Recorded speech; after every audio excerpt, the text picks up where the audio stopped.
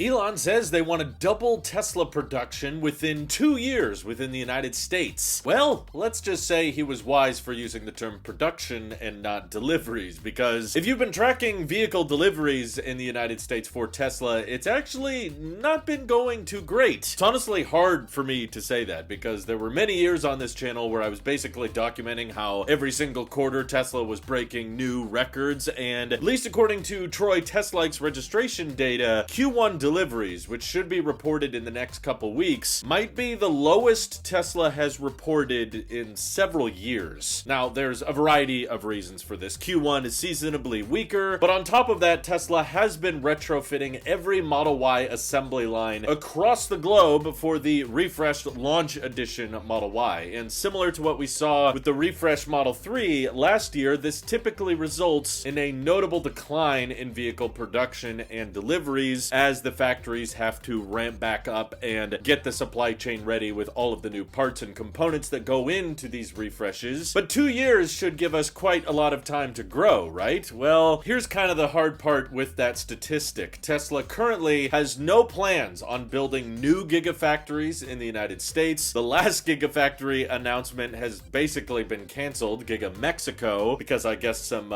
new tariffs maybe make Mexico not worth building cars in anymore, which essentially means the location at Giga Texas, which is a fairly large facility, is going to need to be expanded even more so in order to get Tesla to double US production within 2 years, because the Fremont factory is pretty much maxed out as is. And according to Lars, Tesla's head of engineering, there are refreshes planned for the Model S and X in the not too distant future, but I think most of us agree the $80,000 to $90,000 Teslas are probably not what's going to enable them to jump from about 700,000 vehicles a year up to 1.4 million within the United States. Remember, we're not talking globally. So that means Tesla's really going to have to expand their footprint basically now, considering how long it takes to put new support systems in the ground, hire up more staff, put up more glass, put up more concrete. If you've been watching Gigafactory construction videos over the years, you know this takes some time. And the most recent developments are around the Tesla Semi, which even when fully ramped is still just looking at about 50,000 units a year, which is a small dent in the overall goal of doubling what they're producing right now. But production is only one piece of the equation, of course. A company cannot justify spending that much more money on new assembly lines and new factories if all of these vehicles are just waiting around in transit. I actually think there's a much more real chance that while Tesla may have some struggles with ramping up production at their existing factories by maybe 20 to 30%, in order to hit Elon's goal of 100% growth, they're going to need some really compelling vehicle models, because at least politically speaking, there's a lot of baggage now with protests going on at Tesla centers and a lot of questioning online these days of people that are willing to buy a Tesla, and I don't think that's going to scare most people away. But I do think it has an effect on demand. Once you start growing and wanting to deliver vehicles by the million, every little variable can count against you. And brand image is a very, very important metric that I don't think Elon is considering all that much, because while Tesla is technically selling the most EVs in the world right now, they're still far behind the best-selling brands in the world like Toyota, who in my opinion doesn't even make that great of an EV. The bZ4X is kind of meh, but so many people buy them, so many people lease them, because there's that brand association with Toyota. There's that love of the reliability. They've bought Toyota products in the past that have worked well enough, and that keeps them buying Toyotas even if the specs aren't that great. And I think inversely, Tesla could have some really great specs, but if there's brand damage associated with it, that might be enough to keep people buying the brand, because Elon has become so much more political than really any automotive CEO ever has, and that means it's going to be divisive among a very large percentage of voters. But I suppose you could make the argument that the people who like Elon and what he's doing may be more likely to buy a Tesla now. But getting away from the political challenges involved, the next big challenge is Tesla is going to start competing a lot more with themselves. For one, we've got used EVs that are quickly dropping in price. A lot of them are not too old versions of the Model 3 and Y, and while the newer Model Ys and 3s are great, they've got more range, they've got ambient lighting, they've got hardware 4, it's really hard to argue once people start finding Model 3s for under $20,000, or as Model Ys start coming down in prices and start qualifying for that used EV tax credit. credit, yes, the new Model Ys are certainly better, but are they worth paying $10,000, $15,000, or $20,000 more over a used Model Y that's still working just fine? That's where I think a lot of the stiff competition is going to come over the next 2 years in regards to, can Tesla actually double US vehicle deliveries? Production is one challenge, but finding enough people willing to pay full price for a brand new Tesla, especially with the chance of federal EV tax credits going away. Keep in mind, Tesla missed their guidance last year. They were not able to deliver as many vehicles as they had expected. Even though total vehicle deliveries grew last year for China, they were mostly declining in the United States and Europe. And at least in regards to the United States, they had a point of sale $7,500 federal tax credit to take advantage of, and there's a good chance that could go away within the next year or two, meaning that even if Tesla cut prices by $7,500 across the board, basically the prices would remain unchanged for the vast majority of buyers. And I think moving into Q2, we're already seeing Tesla have a hard time move inventory. That's why Tesla has started to offer more competitive interest rate financing with the Cybertruck. That's why they had to bring back the 0% interest financing with the Model 3, which, you know, banks aren't really offering that right now. This is clearly Tesla subsidizing the interest rates to try to move more inventory, and that's why they had to beef up on Model 3 referral discounts and credits. And interestingly enough, even with all of the upgrades, with the improved Model 3, the better suspension, the better styling, it's basically my favorite car on the market right now. Total vehicle deliveries declined of the Model 3 in 2024 compared to 2023, and I think there's a decent chance we could see something similar with the refreshed Model Y this year. It's a much better product. There's no denying the ride quality, the noise isolation, the range, the interior. There's so many improvements across the board, but combining the slump in production as they switch over to the new lines, and also people finding more competitive offerings in the used market, I have my doubts, personally. I think there's a good chance Elon is just saying things to try to make the president more happy and say like, yeah, we're doubling down on the US. The US is a great market. Maybe he's just assuming Cybercab production is going to go extremely well. They're not going to have any regulatory issues with robotaxis, and Tesla's just going to double overall production output through Cybercabs alone. But I think if they really want to double US production and deliveries within the next 2 years, there's got to be some wicked price cuts. There's got to be some really affordable models coming out in the next few months that are going to be such great value in such great deals that people don't even care about the political associations of Tesla as a brand. All they care about is great range, great performance, and extremely low pricing. And I don't mean just a couple grand cheaper. I think Tesla is going to need to be $10,000 to $15,000 cheaper than what they're charging right now in order to see that much growth in that short of a time. What do you guys think? Is it possible for Tesla to turn vehicle deliveries around and start growing again, particularly in the United States where they're facing tougher demand issues than they've ever faced before? Feel free to let me know your thoughts and predictions down in the comments below. And thank you to everybody supporting this channel directly. Seriously, helps us out a ton, as does just watching these videos. So thanks again. Have an excellent rest of your day.